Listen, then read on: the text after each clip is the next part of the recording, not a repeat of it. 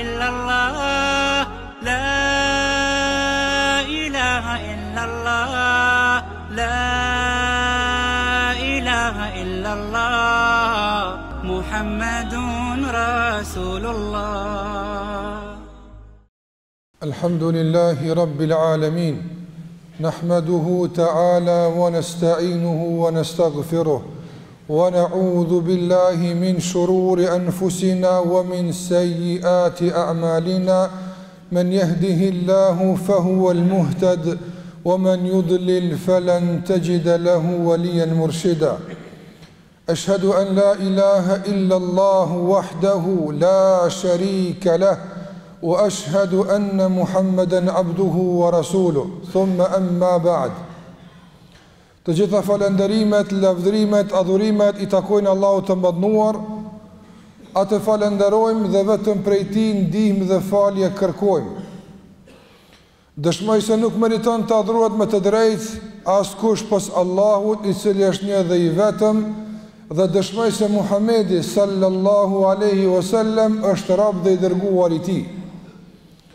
Të nderuar vëllezër, kemi trajtuar në gjumat e kaluara për familjen, për përgjegjësitë e atyre që e kanë mbi supet e tyre orientimin dhe udhëzimin e saj, duke përmendur kështu obligimet e burrit dhe obligimet e gruas.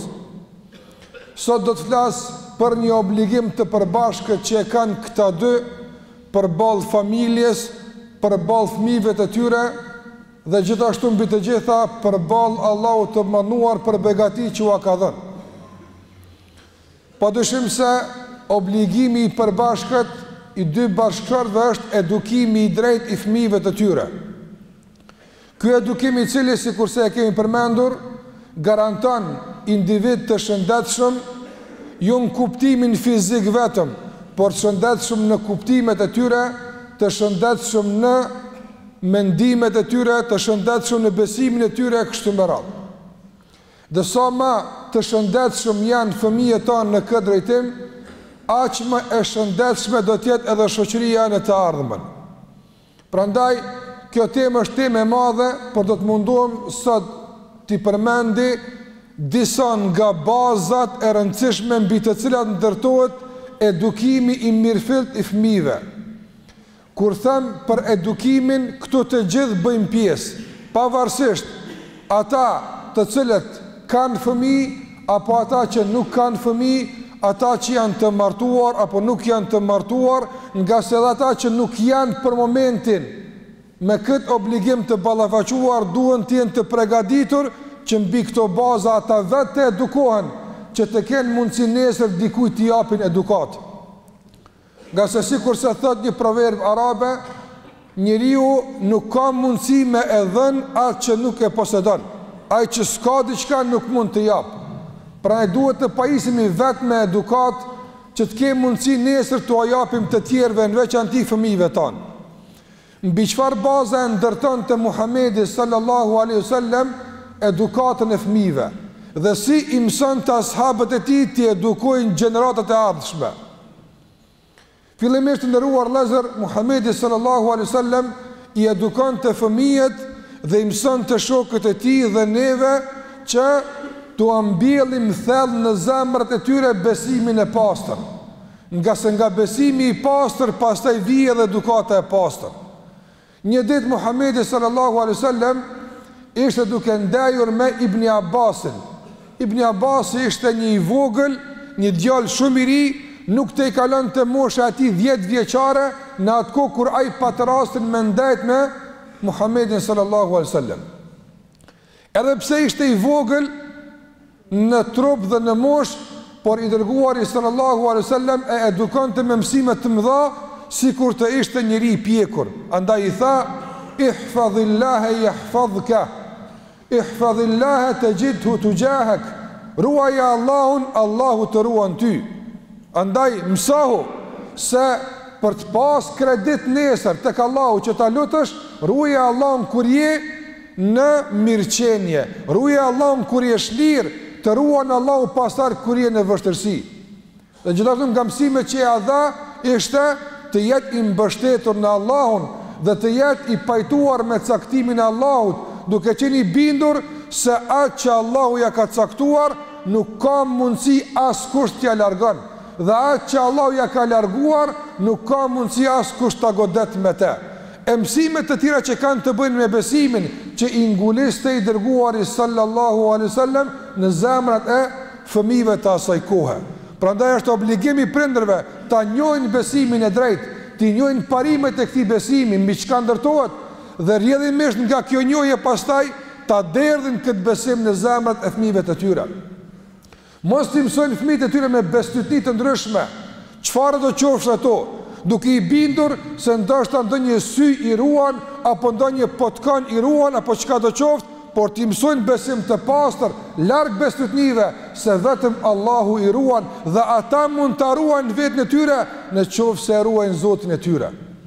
Gjithashtu, nga parimet e besimit të ndëruar ose nga parimet e edukatës që duhet prindrit ta bartin tek fëmijët është dashuria ndaj diturisë, që ta dojnë dijen më shumë se lojën, që ta dojnë dijen më shumë se pushimin, ta dojnë diturinë e mirëfillt e cila nesër u ndriçon rrugtimin në jetën e kësaj bote.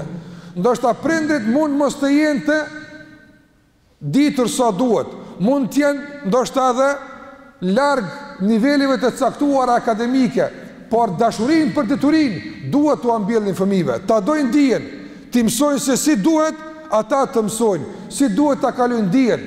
Muhamedi sallallahu alaihi wasallam të nderuar vëllezër i mëson të ashabët e tij dhe i motivon të në mënyra të ndryshme që ta dojnë dijen.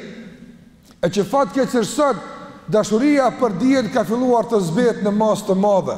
Madje mësohet sa për të mësuar, sa për të kaluar, sa për not, por jo nga dashuria dhe vullneti. Ka raste të tilla, por fatkeqësisht janë të rralla. Andaj kemi obligim që fëmijëve tanë të ambjellim në zemrat e tyre dashurinë për dijen dhe dashurinë për dietarë dhe për njerëz të ditur.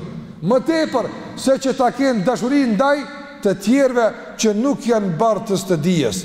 Muhamedi sallallahu alaihi wasallam në një rast tha, duke na nxitur për dije, tha: kush ndjek rrugën e dijes, kush e kërkon diturinë, Allahu xhallahu ala i nënshtron melekët, ata i shtrojnë krahët e tyre që mbi ta të ecë kërkuesi i diturisë. Madje pejgamberi sallallahu alaihi wasallam përmendi se nëse njerëzit, fëmijët të rriturit mbledhen me një vend për të mësuar dhe për të dëgjuar atë që janë të porositur për te, Allahu xhalla xhelalu zbret mbi ta melek, zbret mbi ta mëshirën e tij, zbret mbi ta prejë dhe qetësinë, dhe kur këta njerëz përfundojnë këtë dije dhe dalin nga i vendi i dijes, Allahu a fal mëkatet e tyre. Andaj duhet në këtë mënyrë të stimulojmë, të joshim, të themi se Allahu ju mëshiron, Allahu ju fal, Allahu ju ruan, e mësimet të tjera motivuese dhe stimuluese që kanë të bëjnë me dijen. Prandaj ndoshta në shtëpi nuk mund të kenë shkollë normal, se shkolla është në vend tjetër, por dashuria për dijen dhe respekti për mësuesin duhet të mirët në shtëpi të ndëruar vëllezër. Dhe gjithashtu pas kësaj duhet që prindrit t'u mësojnë fëmijëve se dituria nuk mirret për t'u keqpërdor. Dituria nuk mirret për të dëmtuar tjetrin. Nuk është dituria një seri mjeshtrish dhe artesh përmes të cilave do të kemi mundësi të mashtrojmë të tjerët. Apo t'u marrim pasurinë të tjerëve, apo të keqpërdorim hallet e tjerëve, por duhet të mësojmë se dituria është me vlerë, por atëherë kur praktikohet, por atëherë kur në mënyrë të ndershme zbatohet, nga se nëna e Sufjan e Thaurit, një dietar i madh, një dietar i njohur, kur u niste me kërku dije, nëna e tij nuk kishte mundësi me i dhënë dije, nga se nuk kishte, por kishte mundësi me eduku se si duhet me kërku dije, se si duhet me dash dijen. Andaj nëna e tij i tha: o biri im, kërkoje dijen për me praktiku, e mos i shuma argumentet e Allahut kundër teje. Ndërsa Urwa ibn Zuberi, nipi i Aishës radiallahu anha, gruaja e pejgamberit sallallahu alaihi wasallam, e mëson të çdo ditë nipin e saj atë që e kishte mësuar me te Muhamedi sallallahu alaihi wasallam. Një ditë Aisha radiallahu anha i tha Urwës: çfarë ke bërë me atë dije që e ke mësuar deri sot? Se disa mësime ti kam jep, të kam udhëzuar për disa mësime të rëndësishme. Çfarë ke bërë me ato? Urweja tha, kam punuar me disa s'kam punuar me to valla. Si kam marrë parasysh të mësime. Ishte i sinqert. Çfarë i tha Aisha radhiyallahu anha? I tha, edhe pse ishte i ri, nuk ishte në mosh, i tha, la tukthir min hujajillahi alejk. Tha, mos i shumë argumentet e Allahut kundër teje, nga se dituria që nuk zbatohet, dituria që nuk punohet me te, padyshim është argument kundër njeriut në botën tjetër dhe është njollë që e shëmton jetën në kësaj bote. Andaj duhet të mësojmë që dituria është ndriçim e jo errësirë, dituria është nder e nuk është turp, dituria është ndihmë e jo keqpërdorim.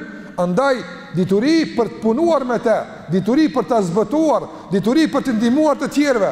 Të gjitha këto mësime duhet fëmijët t'i marrin në shtëpia tona, e pastaj të sigurt mund t'u dorëzojmë institucioneve të arsimit dhe shkollimit që pastaj t'i mbushin me njohuri dhe informata që ju duhen. Këto janë disa nga obligimet që i kanë prindrit ndaj fëmijëve të tyre kur bie fjala për edukimin. Andaj duhet që t'u mësojmë besimin, dashurinë për dijen dhe t'ju themi se dituria është për të punuar me te e jo për ta keqpërdorur. Allahu xhallahu ala na udhëzon në rrugën e drejtë, na i fal mëkatet tona. Allahu na e mbjell besimin e drejtë në zemrat tona dhe e mbjell këtë besim në gjeneratat e ardhshme të këtij vendi. Allahu na bëf të dashur dijen dhe dietarët dhe na mundsof që atë dije që kemi të punojmë me të dhe të ndriçojmë me të njëjtën e kësaj bote, që të fitojmë pastaj në bazë të saj shpërblimin e Allahut ditën e takimit me të. Kërkoni falje nga Allahu, nga se Allah është falës dhe është mëshirues.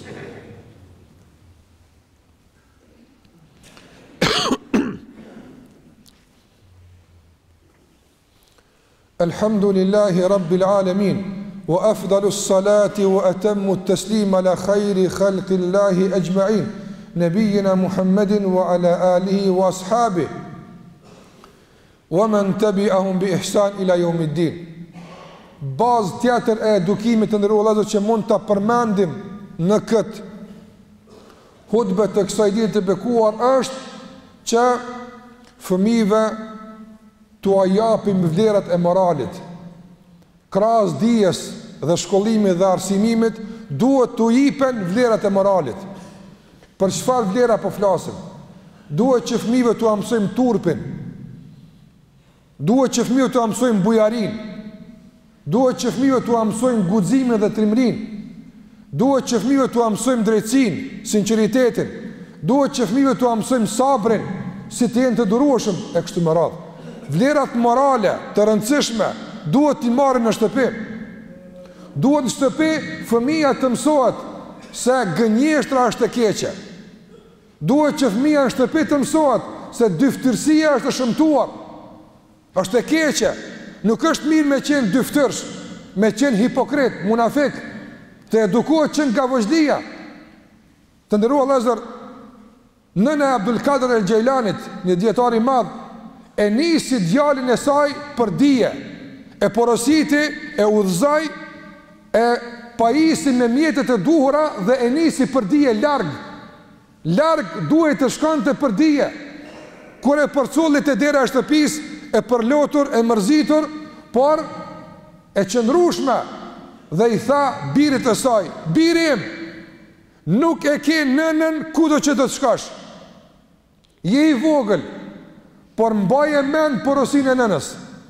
Kur në asnjë rrethon mos gënje, kur mos rrej. Merre këtë porosi dhe ec. Shiko, e mori këtë vlerë morale në shtëpi, tjetë i vërtet, i sinqert, që mos të gënjen. Dhe rrugës duke shkuar të ndërvëllezër në ato kohra kanë udhëtuar me karavane. Dhe në një pjesë caktuar të rrugës, karavanin e sulmojnë rebelët e rrugës, kriminalet që synonin ta plaçkisin karavanin. Dhe kur e morën këtë djalë të vogël, i thanë: sa para i ke me vete? A ishte mësuar mos më gënjy. A i pat mundësi me thonë se nuk kam fare, se ishte i vogël dhe do i besonin. Por nona i këtonë mos rej, se vërtetësia të nxjerr gjithmonë nga krizat. Sinqeritetit pështan e jo gënjeshtra. Tha: kam kaq para. Kur dëgjuan se kishte shumë, se kishte marrë para për studime, e dërguan tek i pari i tyre dhe i thanë, ky djalë po thotë që ka shumë para. Çka është arsyeja pse po fol të vërtetën? Atëre ai pari i mafis, i krimit, e morin pyetje dhe i tha, pse nuk gënjeve, pa të mundësi me shpëtu? Tha, ja dhash fjalën nanës time para se munis, se kur s'ka me rrejt. Nga se e kështu më mësoj. Subhanallah, fuqia e sinceritetit të këtij djali, të këtij djetarit të së ardhmës pastaj, fuqia e vërtetësisë goditi në zemrën e kriminalit dhe tha, ky djalë ja ka dhënë besën nonës, mos me rrejt, edhe pse nona nuk po e shes po rën. E unë ja kam jep besën Allahut se kom e kuni mirë, e ai po më sheh prapë që më qashtu. Ku jam unë me këtë djalë? U pendua tek Allahu i mënduar, i rrëdhën latët nga gjendja dhe situata që pa, dhe urdhëroi që krejt pasuria t'i kthehet karavanit dhe u betua para Allahut se më kurr nuk do të bënte vepra të tilla. Shika, sinqeriteti dhe vërtetësia e një fëmiu, një banë të tërë e ktheu në njerëz të mirë. Prandaj ti mësojmë, përkundër që sot ndoshta nuk vlerësohet vërtetësia, përkundër që sot kur të flet vërtetën mund që pson fatkeqësisht, mund të shesë me gënjeshtra po ja dalin, por kur sprish punë, sot dëmtohesh pak, sot ndoshta nuk motivohet i vërteti, por me lejen e Allahut mënduar nuk do të zgjat vazhdimisht kështu, do të jap Allahu xhallahu ala gjithmonë që të vërtetit të ngadhnjen dhe gënjeshtra do të jetë gjithmonë e demaskuar dhe e poshtruar. Prandaj t'u japim guxim fëmijëve që ta folin të vërtetën dhe mos të gënjen, mos të jenë të dyftyrsha, hipokrita, munafika, mos të mashtrojnë kurrë për asnjë çmim, ta flakin zilin. Gjitha këto vese të ndërua vëllezër duhet me i djegë në shtëpi, dhe gjitha këto vlera morale që i përmenda duhet me i mbjellë në shtëpi. Obligim përgjegjësi e prindve është për fëmijët e tyre që nesër për to kanë me dhënë llogari para Allahut të mëdhenuar. Allahu xhallahu ala na udhëzoft neve dhe fëmijët tanë. Allahu azza wa jall na bëf që ne të jemi shembull i mirë për fëmijët tanë dhe ata nesër me të vërtetë në durë të sigurta, të vërteta, të drejta, të sinqerta, të marrin drejtimin e këtij vendi dhe ndërtimin e tij. Allahu na ruaj familjet tona. Allahu na ruaj shoqërinë tonë nga çdo ves i keq, nga çdo keqbërës dhe ziliqar, dhe Allahu e ruajt këtë vend nga çdo tentim për ta ndal, për ta shkatru, për ta prish, apo për ta sjell çfarë lloj dëmi tjetër. Të nderuar vëllezër, dërgoni salavat me Muhammedin sallallahu alaihi wasallam.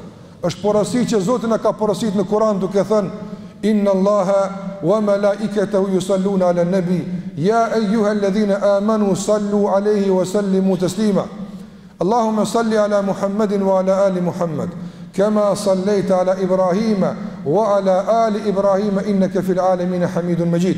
Allahumma barik ala Muhammadin wa ala ali Muhammad kama barakta ala Ibrahima wa ala ali Ibrahima innaka fil alamin Hamidun Majid. Ibadallah, inna Allaha ya'muru bil adli wal ihsani wa ita'i dhil qurba wa yanha 'anil fahsha'i wal munkari wal baghi يعظكم لعلكم تذكرون. لا إله إلا الله، لا إله إلا الله، لا إله إلا الله، محمد رسول الله.